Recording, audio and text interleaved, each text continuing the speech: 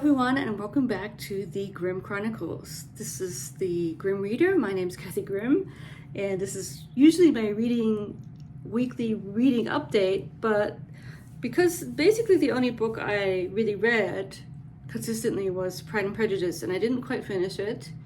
And I think I'm going to fold this into a different type of video this week because this is the only thing I really was able to get to.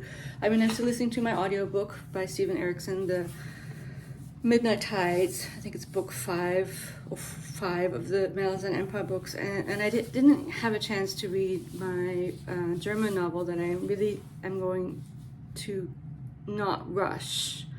And actually, just a general comment here at the outset. Right now, I'm feeling like I want to just be more open about the fact that I don't often read that much in a week because of just who I am, basically. I mean, I do have my other hobby / planner obsession, and also some minor health issues, but still annoying, and kind of just feeling like I want to be more relaxed about everything, including my reading. And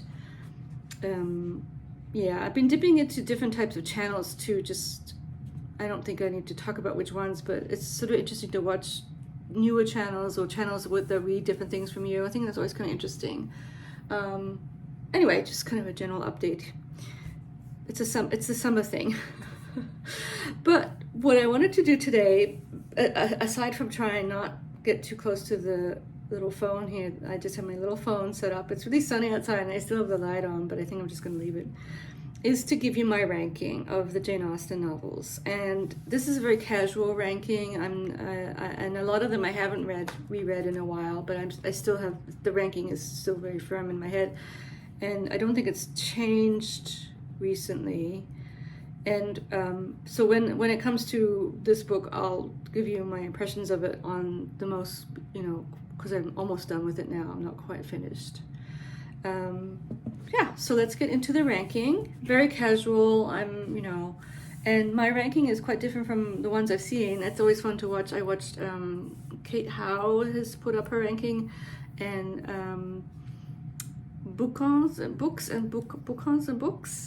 I don't know her name. She's kind of a very ambitious ranking set of videos coming our way in terms of all the different categories, which I'm not going to do. For me, it's just the books itself, the novels themselves is what I'm ranking. And what else did I want to say? I forgot what I wanted to say. It's okay. Let's get into it. So this is one I haven't reread in a while. Basically because I don't want to, because it's my least favorite Jane Austen, and it's basically because of the main character, and that is Emma. Always has been my least favorite Jane Austen because I don't like Emma. I think and I didn't really, as I recall, I didn't really like the romance either that much, and I don't like the character the poor woman who she kind of tries to matchmake. What's her name? Harriet. All the characters just kind of bug me, but first and foremost, Emma herself. So sorry to all you Emma lovers out there. And then there was a recent movie, the most recent movie was interesting, was aesthetically quite beautiful, but I don't think it got to the essence of Jane Austen, which is still here in Emma. I mean, it's not a bad book because it's Jane Austen and she's a fantastic writer. But anyway, so this is my number 6. I'm only doing the main novels. I'm not going to do the other ones. I'm even thinking I may not do the reread or the read along of Lady Susan, which is happening next week. I still will do, what I will want to do is read the introductions of the novels, which I still haven't gotten to, and give you kind of a little bit of a chat about what the critics say about these novels from the introductions. Looking at my number 5, which I think will always be my number 5, I think it is the number 5, because I really think I like the next one better than this one. And that is Sense and Sensibility, which I do remember enjoying quite a lot. This I did read while sort of in the midst of my Jane Austen phase. And so it was sort of like, oh, I'm so glad to be able to read another Jane Austen. And it's a really good one, but it only makes number 5 for me. And this is one that I haven't read in a long time, so it is kind of In a way, I would like to reread this one. It's also not as long as some of the other ones. I mean, I kind of want to reread them all, but for now, this is my ranking. Actually, I do recall, this is what I wanted to say. I did a ranking video some years ago, but being the kind of moody person I am, I've ditched that video, and so it's no longer available. So I'm redoing it, and I don't think my order has changed. I know it hasn't. It's the same order, and I'm looking at my number. Maybe no, I don't think anything has changed. So I'm looking at my number 4, which I did remember really enjoying. I really kind of liked Catherine. She's supposed to be very naive and impressionable. It's about, you know, a young person sort of figuring out how to not be such a naive person. And Henry helps her a lot. Henry Tilney, he was a good character. What I didn't like about Nothing is that I have some issues with the Gothic, because I don't really, that stuff seemed kind of like silly, but it was supposed to be silly, so, you know, she was sort of making fun of that, the Gothic. Anyway, so yeah, but I still did like this one. So it comes in at number 4. And yeah, Nothing Abbey. That's my number. So 654. Number 3. It's definitely number 3 because I do like the next 2 the most. But it is still very good, and I did reread this fairly recently, a couple years ago perhaps. That is Persuasion. I was a little bit surprised that I didn't love it more when I reread it, but maybe I'm not exactly sure why. Maybe because I just remembered it so well, and it is one. I remember Kate saying this, that you do kind of almost wish it had a bit more. You kind of feel like that you don't get to know Anne as well as you might want to have. But the romance is very, very poignant in this one, and it's also, I think it's her oldest heroine, so, you know, she's a haggard 27-year-old or something like that. So just very strange. Yeah, but very, very beautiful, sad, but then also happy ending. Persuasion. Now we're getting to the top 2, and now I will talk about my number 2, my number 2, which is Pride and Prejudice. I don't think it would ever dislodge number 1. On the other hand, it's an almost perfect novel. We have to admit, and I think I was sort of a little bit. I hadn't read enough into it last time. So you have to just hats off to such a perfect novel. The pacing is absolutely, you know, there's always something exciting happen that pulls you forward. So in that sense, it's the best plotted novel perhaps. And the character development is fantastic and complex and nuanced. I mean, the ending with the whole unraveling of what happened with Lydia and is amazing and quite edge of your seat. You know, even if you're rereading it, and these letters that they have to write and read, and just it's an excellent novel, and, you know, a true classic, a true best novel of all time.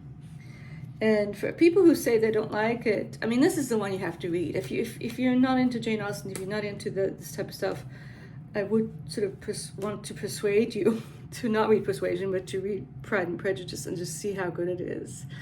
One thing that strikes, and I've seen a lot of comments, including my own, is that it is a depiction of what can happen in the offspring of parents who are not happy with each other. So it's really kind of a depiction of a sad marriage. What's interesting about Austen is that on the sort of surface level, everything is almost comical, but the minute you start scratching the surface, there's sadness, there's depression, there's the question of gender issues, and then specifically with Pride and Prejudice, I keep wondering about Lydia. I mean, not to get too graphic here, but premarital goings on, and did or didn't she, or, you know, that's the aura of what is going on at the end with Lydia. Sexuality and sex, you know, is in terms of outside of wedlock. That's the disgraceful part, and an example of how it sort of hinges on comedy and its opposite, so seriousness or sadness, is Mr. Collins's letter that he writes to them amidst of all the awfulness. And he says things like, it would be better if Lydia had died, if she were dead. That would be better, because that would be less shameful. And that is a sentiment that, you know, in certain parts of 2022, there's people still sometimes think this way. So a woman's honor is so connected to her, or reputation is so connected to her I guess what you call chastity or something. Very, very interesting how she gets at that. She sort of has this real good ear for, or sense of sadness and happiness and how they're intertwined, which is why she's a great writer. Bringing me to my number one, which you know I haven't showed it yet, and it's the only one left, is it's my number one, Jane Austen. I love Fanny. I am Fanny. I haven't reread it in a long time, and it is quite the long novel, which I don't remember not minding at all. I loved the stuff about the theater, and I love the stuff about, and even Edmund, although of course I'm not a big fan of the fact that she's marrying her first cousin. I didn't think he was as awful as most other people seem to think he was. It was more like, it's not a sort of fireworks affair, you know. It's more kind of coming around to it, and that's perhaps seems a little bit anticlimactic for Fanny, but it's what Fanny wants, and she, you know, what Fanny wants, she should finally get, since she's never gotten what she wants. And I just really liked it. I remember, I still think it's her most Victorian. It's more like Dickens, perhaps, in a certain sense, which could be a reason why some people don't like it. I'm being very general because it's been a while, and I also just don't want to get into the weeds with all of this. But it's my number one, Jane Austen. Fight me. And so, yeah, that's my ranking. It's always been the same. I don't think it would change, even if I reread them all. I'm pretty sure it won't change. It's pretty kind of anchored in my head. So yeah, other things to report. I did get, even though I think I'm not going to read the other biography, I did go ahead and ordered this memoir by her nephew. And as last time I did this, it was kind of boring for people. The fact that I'm slightly related to her, so he's on there too. But I think this is, plus it's in my favorite edition, which is the Oxford's, and you get a lot of peripheral stuff. You get explanatory notes, and it has just more stuff about her life. And yeah, so I'm gonna kind of hold on to this and let go in terms of actually reading the biography. I'm almost feel like I've done my Jane Austen. I mean, I will keep up with, I do want to do the introductions, and I'm definitely going to finish Pride and Prejudice, and I'll report back perhaps a little bit in more detail next week about Pride and Prejudice, because by that time I will have read the introduction, and that'll be kind of it for me and Jane Austen, specifically Jane Austen. But what I want to get back to is my German novel. And yeah, I'm not going to pressure myself to do anything else. But I still will continue the Grimm Chronicles. For one thing, I thought it might be interesting, or just a way to continue, to turn it into a sort of a media consumption thing. And so over the summer, Bill had already started when I was in Germany, but we're rewatching now together The Sopranos, which, I mean, in its own way is kind of Austen-esque in its nuanced take on people's interpersonal relationships. I think it's really, really good, and it holds up very well, I think, mainly because of the brilliant acting of all the main people. It's just a fantastic show. So yeah, I know, who else talks about Sopranos on one hand and Jane Austen on the other? Me, the reader, does. I mean, a lot of us have kind of very sort of varied interests. Are you a fan of The Sopranos? Yeah, so that we're enjoying that. And the other show that we just kind of watched, it's not of the same caliber, but it's sort of almost a comfort watch, is Bosch. So this detective policeman and his family, and then all the sort of difficulties that they get into with being policemen, and then now the second set is he's no longer a policeman now. He's a private investigator. But it's also based on books, I gather, which I haven't read and probably won't read. But it's a good show, and it's well acted, and it's definitely kind of holds your interest. So tell me if you're a fan of Bosch, or what other shows you're a fan of, and that we should. I think it was sometimes kind of fun to share our TV shows or what we like to watch. I think that's all I have for you today, and hopefully I didn't get too close this time. And please comment. I haven't had a lot of comments on my chronicles, but I understand that I haven't been giving people a lot to comment on. I understand where that's coming from, and then in a certain sense, the stationery and the vlogs are easy to respond to. Completely get that. But if you have anything to say, tell me about your favorite TV shows, or your comments on the ranking. Of course, is always kind of fun to hear what people think. I know my ranking is different from a lot of other people's rankings. I will talk to you at the very latest next week. Hope you're all doing well, and thanks for watching. Bye bye.